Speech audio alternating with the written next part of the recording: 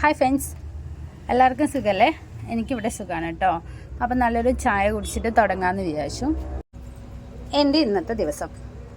പിന്നെ എൻ്റെ ഫ്രണ്ട്സിനോട് എനിക്ക് പറയാനുള്ളത്, ഞാൻ ഒരുപാട് ആഗ്രഹിച്ച് സന്തോഷിച്ചിട്ടാണ് ഒരു യൂട്യൂബ് ചാനൽ തുടങ്ങിയത്. ഒരുപാട് സപ്പോർട്ടും ഉണ്ടായിരുന്നു. ഏട്ടനും ഏട്ടൻ്റെ അമ്മയും വീട്ടിലും എല്ലാവരുമായിട്ടും നല്ല സപ്പോർട്ടും ഉണ്ടായിരുന്നു യൂട്യൂബ് ചാനൽ തുടങ്ങാൻ. അപ്പം എനിക്കും ഇഷ്ടമായിരുന്നു. ഒരുപാട് പേരുടെ ഞാൻ യൂട്യൂബ് ചാനലൊക്കെ കാണുമ്പോൾ എനിക്കും ഇതുപോലെ ചെയ്യണം എന്നുള്ളൊരു ആഗ്രഹം കൊണ്ട് തന്നെയാണ് ചെയ്തത്. അപ്പം അതിൽ എനിക്ക് അങ്ങനെ കാര്യമായിട്ടൊരു ബുദ്ധിമുട്ടും വന്നിട്ടില്ല കേട്ടോ. ഞാൻ ഒരുപാട് കഷ്ടപ്പെട്ടിട്ട് തന്നെയാണ് ഇതിന്ന് 10 രൂപ നമുക്ക് വാങ്ങണമെങ്കിൽ, അതുപോലെ നമ്മൾ എന്തൊരു പണിയെടുക്കുകയാണെങ്കിലും അതിൽ നിന്ന് നമ്മൾ കഷ്ടപ്പെട്ടാലല്ലേ നമുക്ക് 10 രൂപ കിട്ടുള്ളൂ. അതെ, അതുപോലെ തന്നെ ഞാൻ കഷ്ടപ്പെട്ടിട്ട് തന്നെയാണ് ഇതിന്ന് കാശ് വാങ്ങുന്നത്. നമ്മളെ തളർത്താൻ ഒരുപാട് പേര് ശ്രമിക്കാറുണ്ട്. അതായത് ഞാൻ പറഞ്ഞല്ലോ, 2 ദിവസം മുന്നേയുള്ള വീഡിയോയിലും ഞാൻ പറഞ്ഞിട്ടുണ്ട്. പക്ഷെ നമ്മൾ അങ്ങനെയൊന്നും തളരില്ല. നമ്മൾ എവിടെയും ഈ തോൽവി ജയത്തിൻ്റെ മുന്നോടിയാണല്ലോ. എന്തുതന്നെയാണെങ്കിലും നമ്മൾ യൂട്യൂബ് നിർത്താൻ ഉദ്ദേശിക്കുന്നില്ല. നിർത്തണം എന്നുള്ളൊരു മനസ്സിൽ ഒരു വിഷമമൊക്കെ വന്നു കേട്ടോ. ഇങ്ങനെ എപ്പോഴും കാണുമ്പോൾ ഓരോ ആൾക്കാരുടെയും ഇതൊക്കെ കാണുമ്പോൾ സങ്കടമായിരുന്നു. നിർത്തണോ എന്നൊക്കെ തോന്നി. പിന്നെയും നമ്മൾ ആഗ്രഹിച്ച് തുടങ്ങിയതല്ലേ, അങ്ങനെ നമ്മൾ മുന്നോട്ട് വെച്ചേക്കാൾ പിന്നോട്ട് വയ്ക്കില്ല എന്നുള്ളൊരു രീതിയിൽ എന്തായാലും ഞാൻ നിർത്തണില്ല എന്ന് തന്നെയാണ്. നമ്മൾ കഷ്ടപ്പെടാൻ റെഡിയാണല്ലോ. എൻ്റെ ഫ്രണ്ട്സിൻ്റെ ഒരുപാട് പേരുടെ സപ്പോർട്ടുണ്ട്. ഞാൻ സപ്പോർട്ട് ചെയ്യുന്ന എല്ലാവരെയാണ് പറയുന്നത്. സപ്പോർട്ട് ചെയ്യാത്തവരെ നമുക്ക് മൈൻഡ് ചെയ്യണ്ട. കണ്ടൻറ്റ് എന്ന് പറയാൻ നമ്മൾ ഡെയിലി വ്ളോഗായിട്ടാണല്ലോ നമ്മൾ ചെയ്യുന്നത്. നമ്മുടെ ഡെയിലി എന്താണോ ഇന്നത്തെ ദിവസം കുക്ക് ചെയ്യണത്, അതാണ് ഞാൻ കാണിക്കണ. കുറേ പേര്, ഒരുപാട് പേര് ഈ കണ്ടന്റ് തന്നെ ചെയ്യുന്നവരുണ്ട്. എല്ലാവരും സക്സസ്ഫുൾ തന്നെയാണ്. ഞാനും സക്സസ്ഫുൾ ആയിട്ട് തന്നെയാണ് ഇപ്പോൾ, വലിയ കുഴപ്പമില്ലാതെ തന്നെയാണ് പോണത്. പിന്നെ നമ്മൾ ഇങ്ങനെ പോവുമല്ലോ. അങ്ങനെ അപ്പോൾ ദേ ചോറ് വയ്ക്കാനുണ്ട്, മീൻ ഫ്രൈയും രണ്ടും ഒന്നിച്ച് തന്നെ പൊക്കോട്ടെ എന്ന് വിചാരിച്ചിട്ട്. പിന്നെ കുറച്ച് ചീരയുണ്ട്. ചീര ഉപ്പേരി വയ്ക്കാമെന്നാണ് വിചാരിക്കുന്നത്. അനിയൻ്റെ അവരവിടെ കൃഷി ചെയ്യുന്നതാണ്. അനിയൻ്റെ ഓണറിൻ്റെ അവിടെ അപ്പോൾ കൃഷി ചെയ്യുന്നതാണ്. അപ്പോൾ അവിടെ നിന്ന് അവരെപ്പോഴും കൊണ്ടുപോകാൻ പറയുകയാണേ. അപ്പോൾ പിന്നെ എന്ന് പറഞ്ഞിട്ട് പിന്നെ മഞ്ജുവും രണ്ടാളും കൂടെ പോയിട്ട് പറിച്ചിട്ട് വന്നതാണ്. നിറച്ചും പറിച്ചിട്ട് വന്നിട്ട് എന്തുകൊണ്ടുവന്നാലും 3 വീട്ടിലും ഒപ്പം പങ്കിയിട്ടാണല്ലോ എടുക്കുക. അതായത് ഒരേ അളവിലാണ് എല്ലാവർക്കും എടുക്കാറ്. അങ്ങനെ മഞ്ജു ഇവിടെ കൊണ്ടു തന്നാണ് പടവലങ്ങയും കൃഷി ചെയ്യണം. നാട് ഫ്രഷ് ഐറ്റംസ് എന്നൊക്കെ പറയുന്നത് നമ്മുടെ പറിച്ച് കഴിക്കുന്നതിൻ്റെ ഒരു ടേസ്റ്റ് വേറെ തന്നെയാണ്.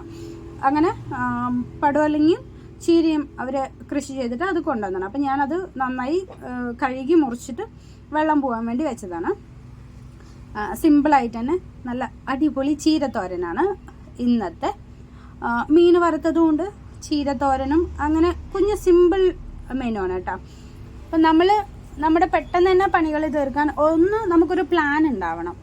ജസ്റ്റ് നമ്മൾ ഇന്ന കറി വെക്കാം എന്ന് നേരത്തെ മുൻകൂട്ടി നമുക്കൊരു പ്ലാൻ ഉണ്ടെങ്കിൽ തന്നെ നമ്മുടെ പകുതി പണി കഴിഞ്ഞു.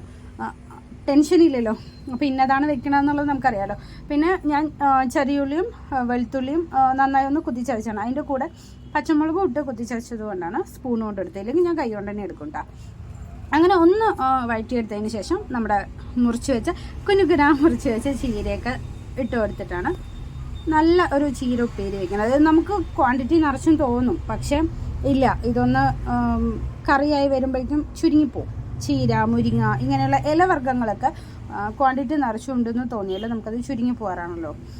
അങ്ങനെ നമ്മുടെ പണികൾ ഇതേ നടക്കണു. പിന്നെ പാത്രങ്ങളാണെങ്കിലും നമ്മുടെ അടുക്കളയൊന്നും വൃത്തിയായിരിക്കാനും അപ്പപ്പുള്ള പാത്രങ്ങൾ അപ്പം തന്നെ കഴുകി മാറ്റി വെച്ച് കഴിഞ്ഞാൽ നമ്മുടെ അതും ഇതുപോലെ തന്നെ പകുതി പണികൾ തീരുമല്ലോ.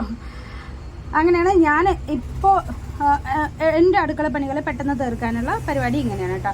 കഞ്ഞിയോളം പോയപ്പോൾ ചൂട് കയ്യിലായി. അതായത് ചാൻസനിൽ വെച്ചില്ല, അല്ലാതെ തന്നെ ചോറ് വെച്ചതാണ്. അപ്പോൾ പിന്നെ നല്ല ചൂടാണല്ലോ. അതിൻ്റെ കൂട്ടത്തിൽ ഞാൻ ചീരയും നോക്കുന്നുണ്ട് കേട്ടോ. പാത്രങ്ങളും കൈയോടെ തന്നെ കഴുകി വയ്ക്കുന്നുണ്ട്. അങ്ങനെ കാര്യമായിട്ട് വലിയ പണികളൊന്നുമില്ല. അടിച്ചു വാരലും തുടയ്ക്കലൊക്കെ ഉണ്ട്. അതും ഞാൻ ഡെയിലി ചെയ്യുന്നതാണ്. അങ്ങനെ ഒരു ദിവസം വിട്ടിട്ടൊന്നുമല്ല. എനിക്ക് ഡെയിലി തന്നെ അടിച്ചു വാരി തുടയ്ക്കണം എന്നുള്ളതൊരു അതങ്ങനെ ശീലിച്ചതും കൊണ്ടാണ് തോന്നുന്നു. നമ്മൾ ഫസ്റ്റ് എൻ്റെ വീട്ടിലൊന്നും അങ്ങനെയല്ല കേട്ടോ. എൻ്റെ വീട്ടിൽ ഫുൾ ഇവിടെ വന്നപ്പോൾ അതെല്ലാത്തിനേക്കാളും വ്യത്യസ്തമായിട്ടാണ് ഇവിടെ ഏട്ടൻ്റെ വീട്ടിലുള്ള ജീവിത രീതി. പക്ഷെ ഞാൻ ആ രീതിയിലേക്ക് തന്നെയാണ് വന്നിരിക്കുന്നതും. ഇപ്പോൾ എൻ്റെ അമ്മയേക്കാൾ കൂടുതൽ അമ്മായിയമ്മയുടെ ഓരോ കാര്യങ്ങളും ചെയ്തു പഠിക്കുന്നതാണ് ഇപ്പോൾ ഞാൻ അങ്ങനെയാണ് ചെയ്യുന്നത്. അമ്മായിയമ്മയെ റോൾ മോഡലാക്കിയിട്ട്. കാരണം അമ്മ ഓരോ കാര്യങ്ങൾ ചെയ്യുന്നത് പോലെ എൻ്റെ അമ്മയ്ക്ക് അങ്ങനെ കുറച്ചും കൂടെ ബോൾഡല്ല. അമ്മായിയമ്മ നല്ല ബോൾഡാണ്. അപ്പോൾ ആ രീതിയിൽ തന്നെയാണ് കേട്ടോ ഞാൻ കണ്ട് ശീലിക്കുന്നത്. പിന്നെ ഇങ്ങനെ ചീര എപ്പോഴും ഇങ്ങനെ കുഴഞ്ഞ വെള്ളം പോലെ ആവാതിരിക്കാൻ ഒന്ന് നടുവിൽ കുഴിയാക്കി കൊടുത്താൽ വെള്ളമൊക്കെ പെട്ടെന്ന് തന്നെ വറ്റിയെടുക്കും. പിന്നെ നമ്മൾ വെള്ളം ഒഴിക്കാണ്ടാണ് ചീര ഉപ്പേരി വെക്കുന്നത്. പിന്നെ അതിൽ തേങ്ങ ചരുവി എടുത്ത് പെട്ടെന്ന് തന്നെ മഞ്ഞൾപ്പൊടിയൊന്നും ഇട്ടിട്ടില്ല കേട്ടോ. മഞ്ഞൾപ്പൊടി ഇടണം എന്നൊക്കെയാണ്, അതായത് എന്തെങ്കിലും വിഷാംശം ഉണ്ടെങ്കിലൊക്കെ പോകും. പക്ഷേ ഇത് ഒന്നാമത് ഫ്രഷായിട്ട് നമ്മൾ പറിച്ചെടുത്തിട്ട് വന്നത്, അതിലങ്ങനെ വേറെ കീടനാശിനികളൊന്നും അടിച്ചിട്ടില്ലല്ലോ.